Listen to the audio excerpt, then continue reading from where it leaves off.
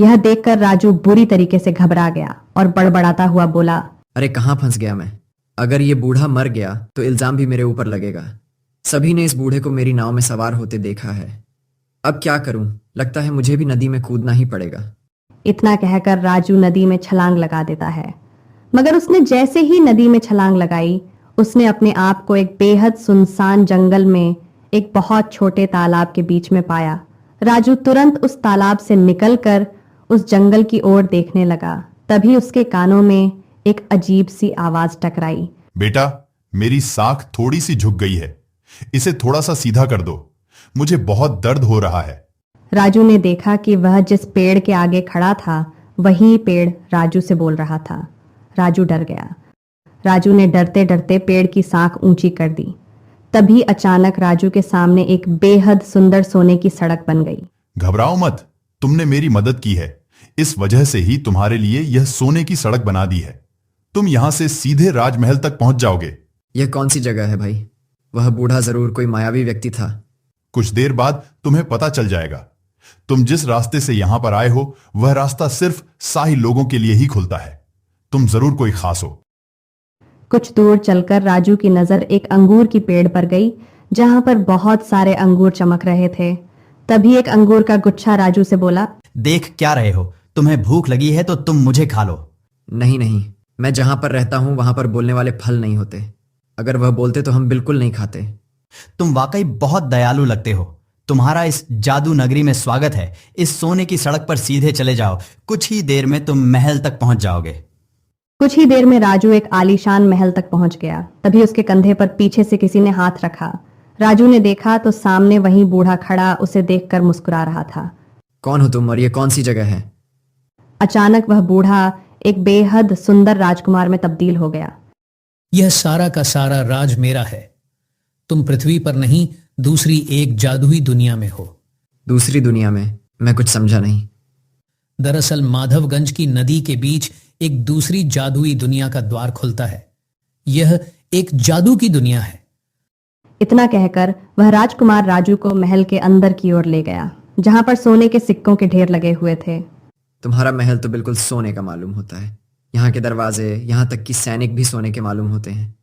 सोने के मालूम नहीं होते, यह सोने के ही हैं। तुम्हें बहुत दिनों से नाव में बैठा उदास देख रहा था। मैं जानता हूं तुम बहुत अच्छे स्वभाव के हो और तुम्हारे दुनिया में अच्छे व्यक्तियों के साथ अच्छा बर्ताव नहीं होता, जबकि हमारी दुनिया में ऐसा बिल्कुल नहीं होता। इसलिए मुझे लगा कि तुम्हारी मदद करनी चाहिए। ये सारे सोने के सिक्के तुम्हारे हैं। तुम्हारी जितनी मर्जी हो तुम यहां से ले जा सकते हो और तुम जब चाहे यहां पर आ सकते हो। मगर एक बात याद रखना, तुम्हें इस बात को हमेशा रहस्य ही रखना होगा, यहां तक कि तुम्हें अपनी पत्नी और अपनी मां को भी इस बारे में कभी मत बताना। जिस दिन तुम यह छुपाने में नाकामयाब हो जाओगे, तुम्हारे लिए इस दुनिया के द्वार बंद हो जाएंगे, क्योंकि यह यहां का नियम है। राजू ने एक थैली में बहुत सारे सिक्के भर लिए।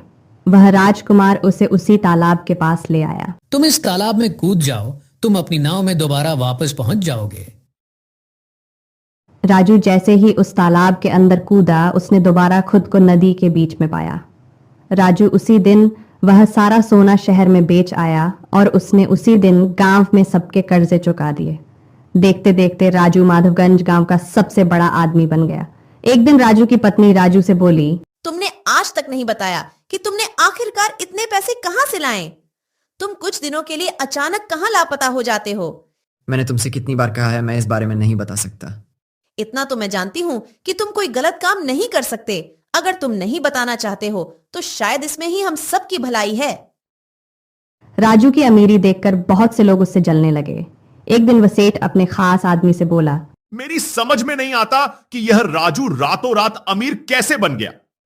मैं तो सोच रहा था इसके मकान पर कब्जा कर इसे धक्के मारकर बाहर निकाल दूंगा, लेकिन इसने तो मेरे सारे पैसे लौटा दिए। सिर्फ आपके ही नहीं सेठ, उसने सारे गांव वालों के पैसे लौटा दिए। आज गांव में सबसे आलीशान हवेली उसकी बनी हुई है, और तो और माधवगंज गांव के सारे नाव का मालिक वही है। हां मुझे पता है, और वह टूरिस्ट से बहुत कम पैसे लेता है और गांव वालों को तो मुफ्त में ही नाव में बिठाने का काम करता है। मेरा धंधा भी चौपट हो गया। दाल में जरूर कुछ ना कुछ काला है। जाओ जाकर पता करो कि आखिरकार माजरा क्या है। मैंने पता कर लिया है। क्या मतलब? कुछ दिनों पहले मैं चुपके चुपके उसका पीछा कर रहा था। अचानक मुझे देखा कि वह बीच नदी में कूद गया और कुछ ही घंटे बाद वह वापस आ गया। उसके हाथ में थैला था जो सोने से चमक रहा था। बेवकूफ, यह बात मुझे पहले क्यों नहीं बताई? इसका मतलब नदी के बीचों बीच जरूर कोई सोने की सुरंग है जो उसके हाथ लग गई है। मुझे अभी ले चलो वहां पर। कुछ ही देर में वह सेठ नदी के बीच में पहुंच गया। क्या तुम्हें यकीन है कि राजू यहीं से कूदा था? जी, मैंने उसे ठीक इसी जगह छलांग लगाते देखा था। तो देर किस बात की है? चलो अब हम दोनों साथ साथ कूद कर उस सोने की सुरंग में पहुंच जाते हैं और सारा का सारा सोना आज ही निकाल लेते हैं। इतना कहकर वह दोनों नदी में कूद गए। अचानक एक बहुत तेज पानी की लहर आई और दोनों डूब कर मर गए। राजू ने आज तक रहस्यमय कहानी के बारे में किसी को नहीं बताया और इसके बाद अपनी बाकी की जिंदगी आराम से जीने लगा।